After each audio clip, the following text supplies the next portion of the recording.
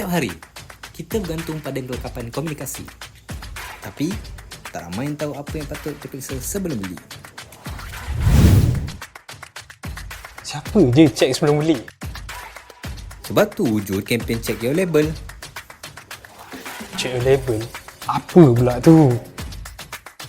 Dalam media sosial, kami kongsikan info dan kesedaran kepada masyarakat.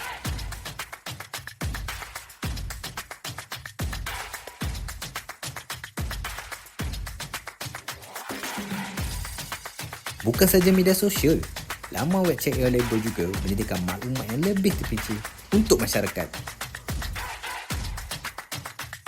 Kempen Check Your Label dijalankan untuk meningkatkan kesedaran tentang kepentingan menggunakan kelengkapan komunikasi yang diperakui.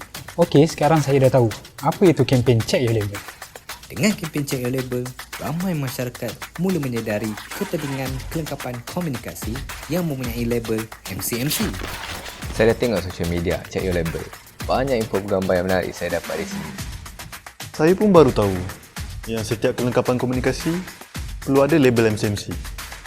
Betul, sebab itu kempen ini penting kepada masyarakat. Perlahan-lahan ia akan memberikan kesedaran kepada pengguna.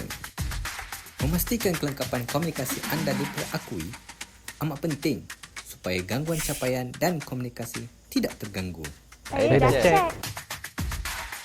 Masa untuk kita semua check your label.